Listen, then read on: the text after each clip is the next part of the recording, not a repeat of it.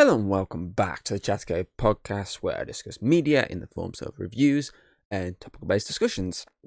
I'm your host, Ranking Thomas Hughes, and today we are returning once again to the Maneater series to cover the 7th entry in the series, which is simply titled Eye of the Beast.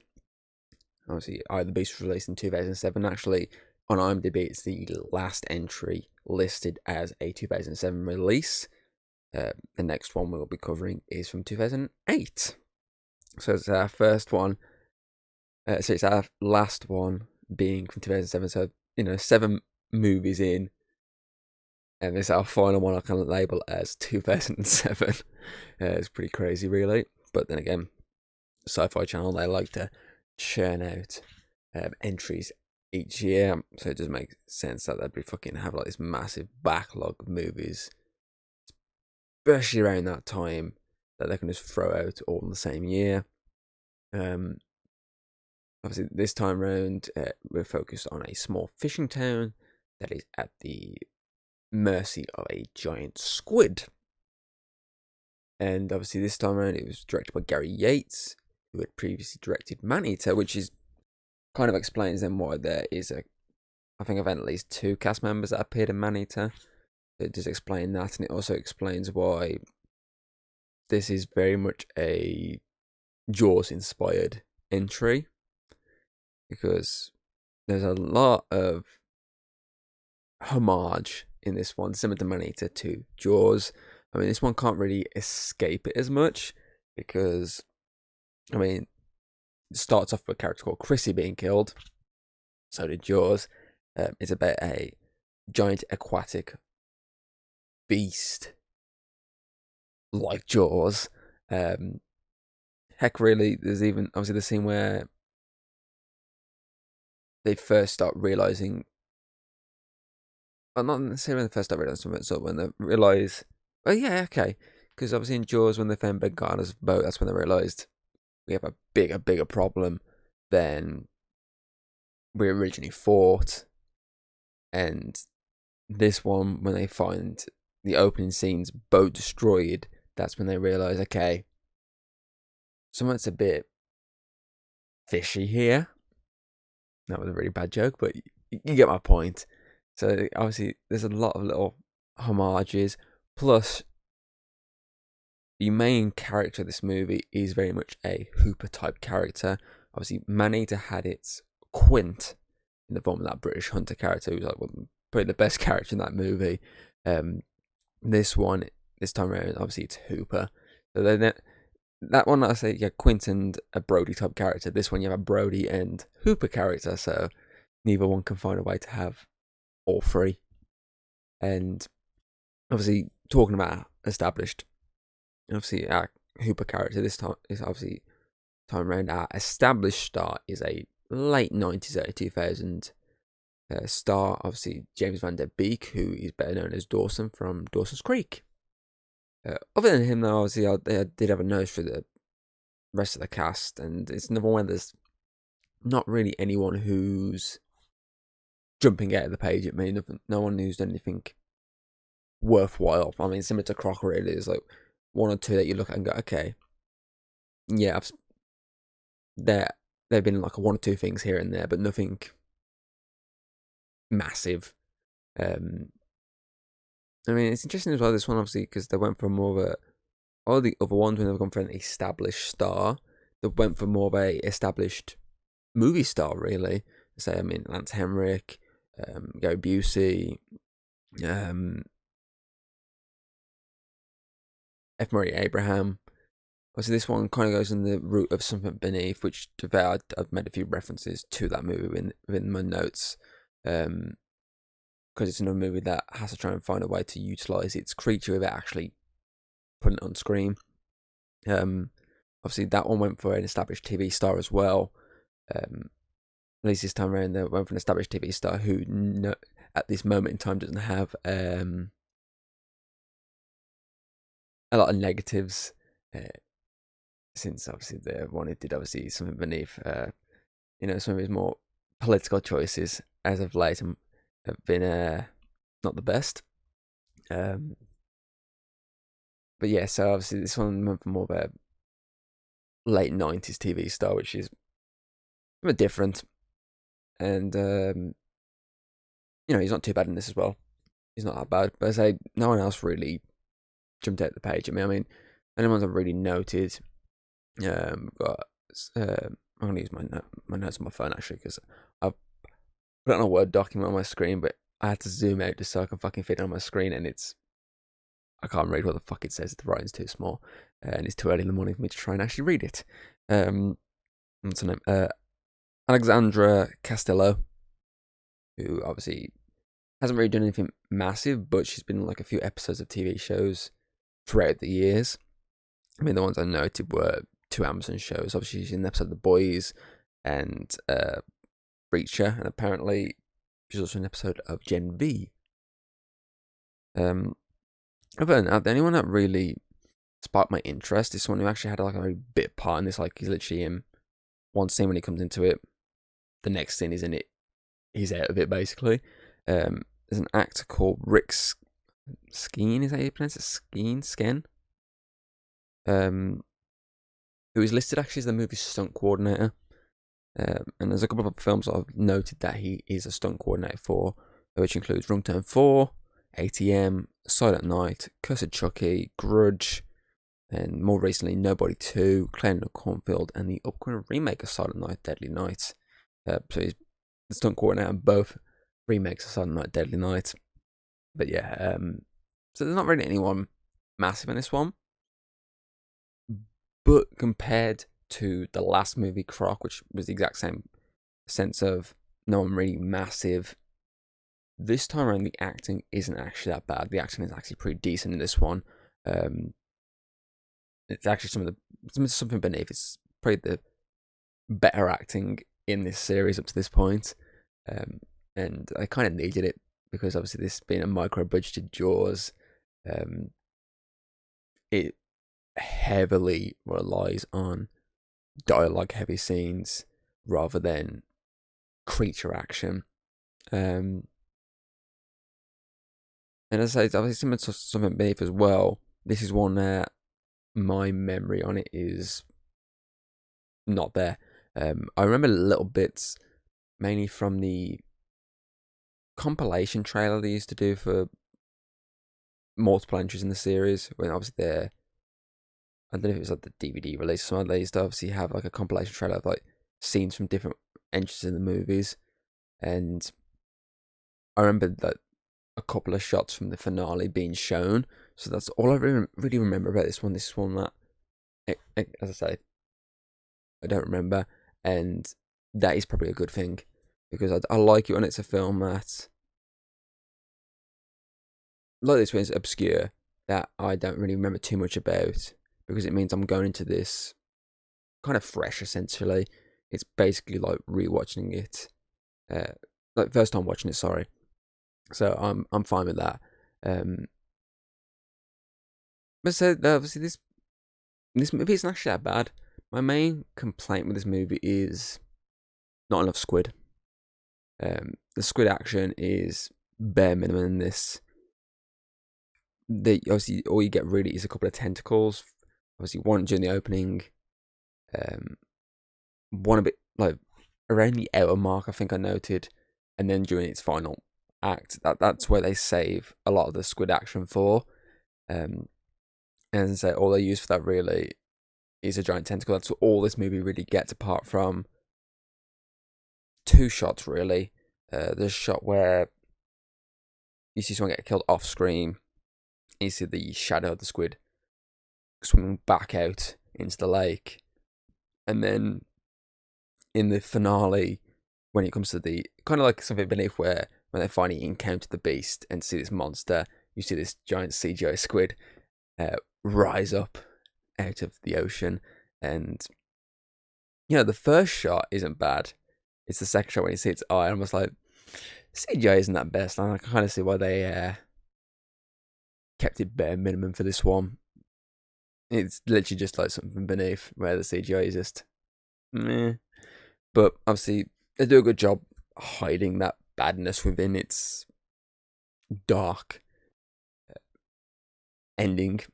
And I say that's fine. It's just one of those things where I still feel like they could have found ways to still utilize this monster throughout, and that's obviously why I'll always give something beneath a bit more credit, because they knew they had this monster. They knew they couldn't use it properly because of their budget, so they found a really good way of balancing that monster movie feel with lack of budget.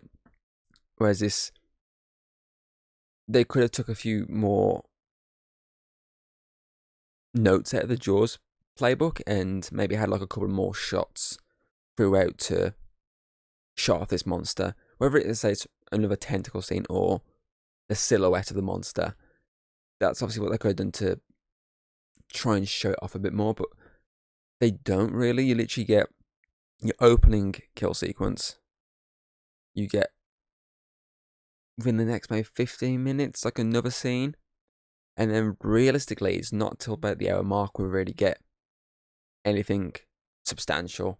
Everything else is more, it's literally relying on the actors just to, act their asses off. And again, I will give them credit because they do. They actually do a decent job in this one.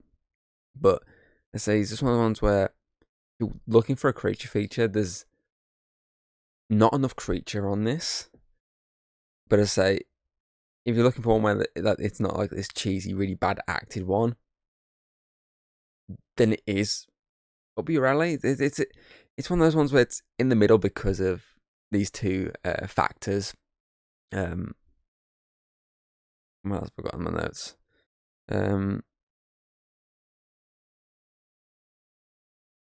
I'll see. I was comparing in my notes this movie to Blood Monkey, which had the exact same idea of, it tries to save a lot of its action really until that final act. Like it's trying to rely more on the acting throughout. But I feel like this one does better because Blood Monkey tried to rely just on F. Murray Abraham. Like its supporting cast were like obviously some stood out, some didn't. Whereas this, I think they do a good job because they're not just relying on James Van Der Beek to deliver. They're relying on the entire cast to deliver a performance. And I feel like this one, that's why this one is superior to that, because though it's trying to be similar in the sense of lack of monster, it's just, as I say, it's just the acting being superior from everyone makes it stand out above it. Plus, I mean, let's be honest, you waited the entire movie for Blood Monkey to show off its ape, and you just got this fucking ridiculous CGI creature. Whereas this, it's pretty much kind of what you expected in terms of design wise. I say Blood Monkey, they're kind of like, you're expecting maybe some over the top looking, and it's just a generic CGI looking ape type monster. Whereas this, you are just expecting a giant squid, and it gives you that in its final act. So it's one of those ones where it's building up and building up and building up, and it's when it finally gets there, it's just like, okay, that's kind of what I expected. What else have I got?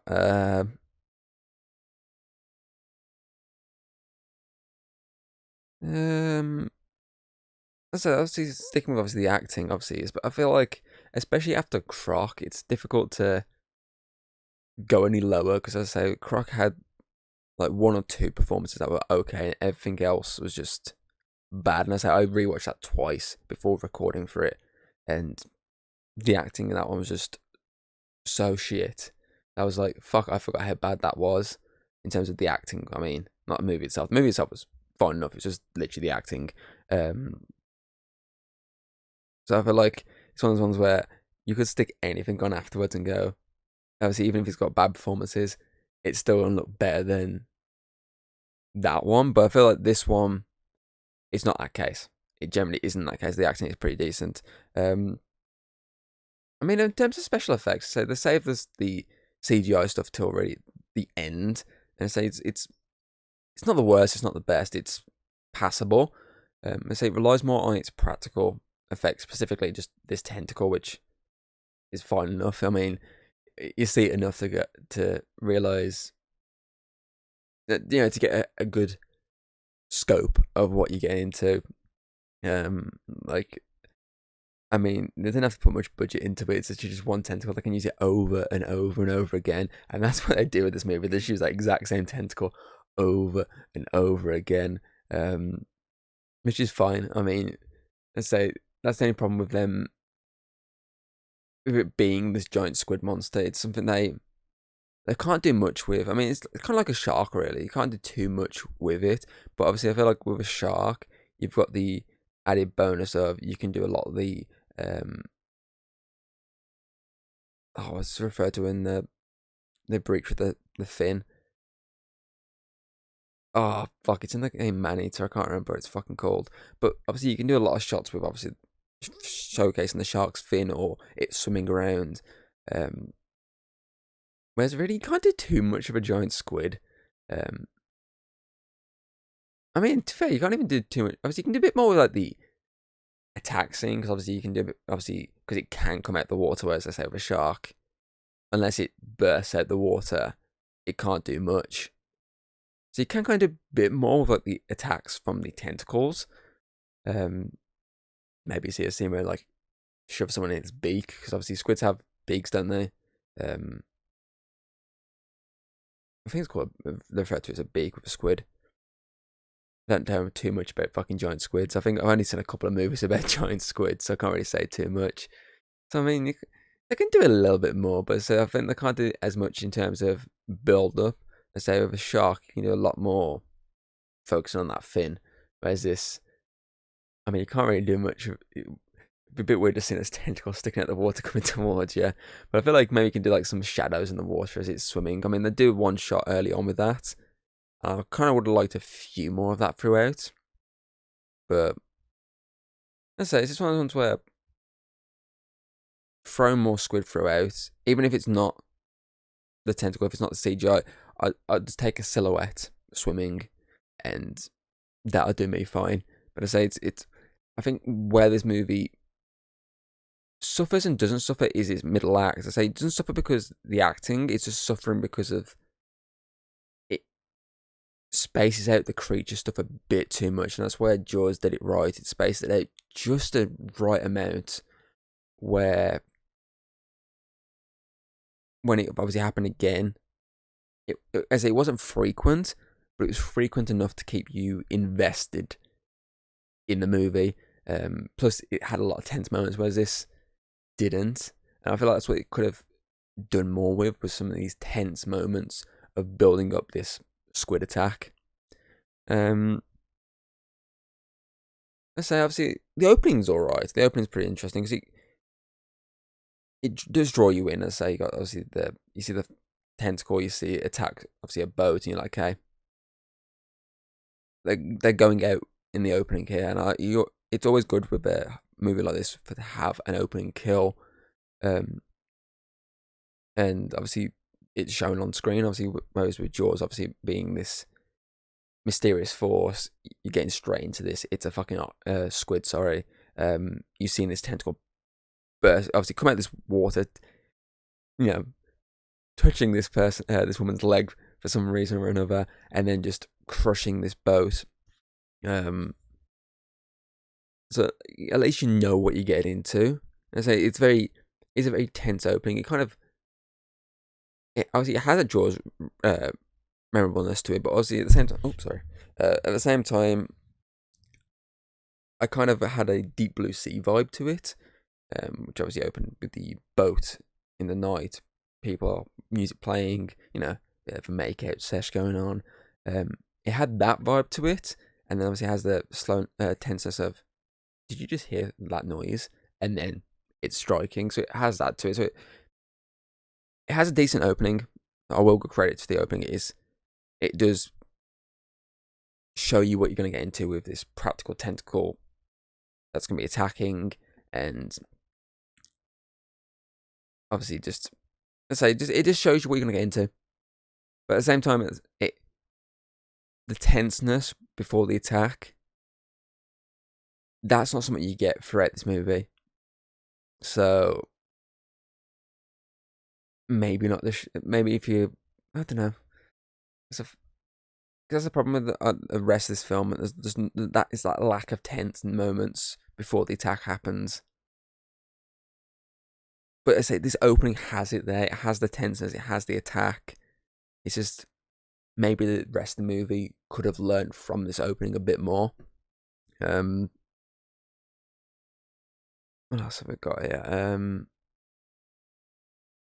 I say during obviously the middle of the movie, obviously most of these movies have some sort of little subplot going on. This one obviously goes for sort of a racial divide plot line, because obviously this town's full of obviously locals and obviously sort of Native Americans, and there's obviously a little bit of beef between the two, because obviously the locals deem that obviously the Native Americans is kind of, they're the reason why the fishing in the town is really bad. They believe they're overfishing.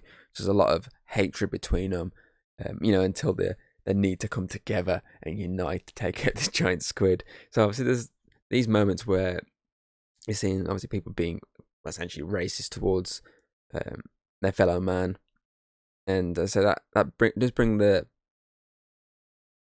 something different to this storyline, because obviously that's not something that was in Jaws, and obviously most of these movies that's not something that's been a part of it. But them trying to deal with it is an interesting idea. They don't really deal with it as much. The main thing is obviously they're hating on the town's obviously law enforcement, because obviously her links to the native community. So obviously them not trusting her as much is an interesting idea. I say it's just they don't fully go into it, and maybe that's where what they could have done. Maybe they could have delved more and more into it, because then when they finally unite at the end, it's a worthwhile moment. But it's something interesting. It's something that's not really dealt with a lot with creature features. I mean, you get a couple here and there that have this sort of racial plot line, but I say 7 movies into this series, and that's not something that's been focusing on. Most of the subplots are just nothing of this nature, basically. So it's an interesting, different subplot. I say at least it's something that they delve into, whereas there's something beneath had this subplot with the priest character, and they didn't really delve into it fully. Like, why is there a priest character running this organization? It's not something that I really delved into. Croc obviously had a subplot, and it did delve into it, and it played a factor in a character's death. And so its subplot mainly just plays into the distrust in the community, basically. So that's something interesting, and also it builds up to this big final act where they unite and fight. Obviously, try and capture this squid, and obviously the plan is to try and bring it to the surface and essentially cause it to die. And of course, it doesn't go to plan, and the squid starts taking them out one by one. And so it's an interesting final act. There's a lot going on, and there's a lot more death in the final act. As I said, there's not really much death during the movie.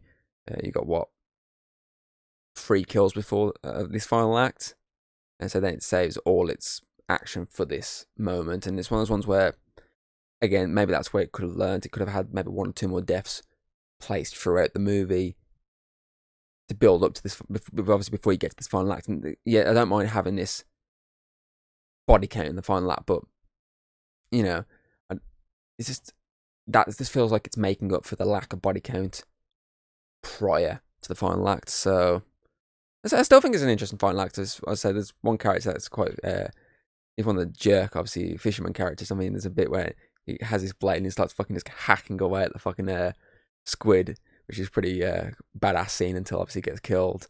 I do like the fact that they don't believe it's out there until like, the main fisherman finally encounters it. He's like, what the fuck? And brings him this massive tentacle. He's like, okay, yeah, we're going hunting. Just say, the characters are alright in this one. Obviously, there's no one really stands out above the rest. I said, you got your Hooper character who's trying to help. And just like Hooper and obviously Jaws isn't there for the fame or fortune. He's literally just wants to help. But obviously in this one, it has the little extra push because there's a little romance plot line going on. Let's say the final act is where you get to see the only problem with the final act is obviously they have this racial plot line, and then all the Native American characters they kill off straight away in this final act. So it's just like, what the fuck? But at the same time, it does then give emotion for the other fishermen being like, shit, we feel really bad now. And so obviously all builds up into that final scene where they're, as I say, they're battling this squid on the main boat, and then you get this giant sea giant monster come out of the water, and obviously they finally have to deal with it and put this beast to bed. And so it's one of those with the final act. It's all right. It's not amazing, but it's an okay enough final act. As I said, I don't know why they randomly kill off the Native American characters instantly. That just seems a bit, you know. I feel like that maybe they could have spread them out across the two boats to make it a bit more interesting, but that's just me. But I think overall, the Beast has its ups and downs. I like the acting. That wasn't that bad. It was actually pretty decent. But I just didn't like the lack of creature in my creature feature. But it's definitely one of the better entries in this series because of, I say, the acting. But I say, if you're looking for a monster action movie, then this isn't up for you. Isn't there? Obviously, it isn't there for you. But at the same time, if you're looking for a monster movie that is relying more on the acting, then it is up your alley. It's one of those ones that say it's pros and cons. I say pro being acting, con being creature. But that does show how good Jaws was. The fact that they knew they didn't have this monster they could work with throughout, so they worked it into the story properly. That it only came back up to remind people that this was a threat. This was the threat of the movie.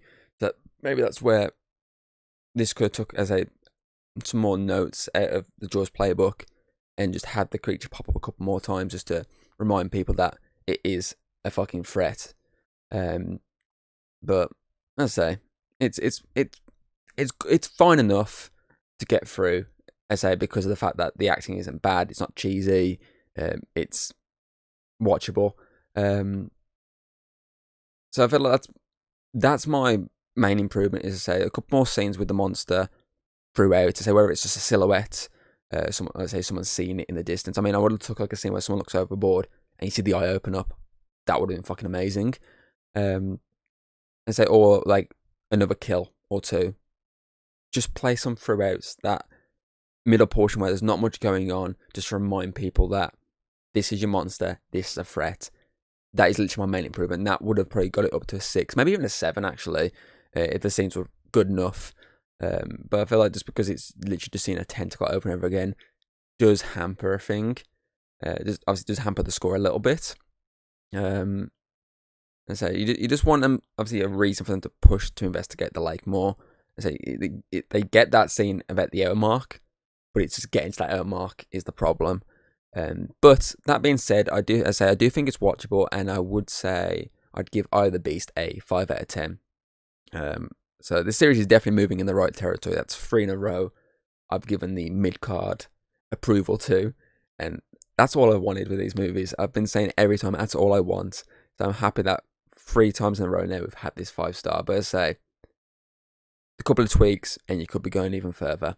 So hopefully the next one takes that leap further. But as I say, it's another one I don't remember much about, and I was reading some reviews. I'm like, maybe not, but we'll see. Ranking wise, I'll put either Beast into second place. As I say, I think it's better than Croc because of the acting, but I don't think it's as good as Something Beneath because that found a good way of balancing its lack of creature in its feature. So ranking wise, from the bottom to top, 7th is Blood Monkey, 6th is Grizzly Rage, 5 is Maneater, 4 In the Spider's Web, 3 Croc, 2 Either Beast, and number 1 is still Something Beneath.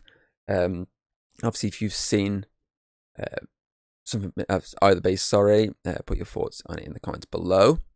Obviously, don't forget to check out the rest of the Man series up to this point. There is a playlist specifically just for the Man series entries.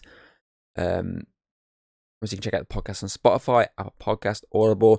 Also check it out on YouTube where you can see all my other content, including my current Ghost of Yote playthrough. Obviously, next time we're taking a break from the main series to cover the free series of Lethal Weapon, and I can guarantee that episode, because I've already recorded it. I recorded like a month ago. I've been sat on the recording, waiting for the right moment to release it. So, free seasons of Lethal Weapon is my next topic of choice. I do apologise for not doing an episode on Halloween. Things just never happened, obviously, that I wanted to happen. That's why, in the end, I just gave you an episode of Phasmophobia instead. Obviously, once we've done Lethal Weapon, we'll be returning to the Man series for the 8th entry, the first 2008 entry, which is called The Hive, which I remember just being about killer ants. And that's all I remember about that one. I just remember a scene with someone with a flamethrower burning ants. That's all I remember.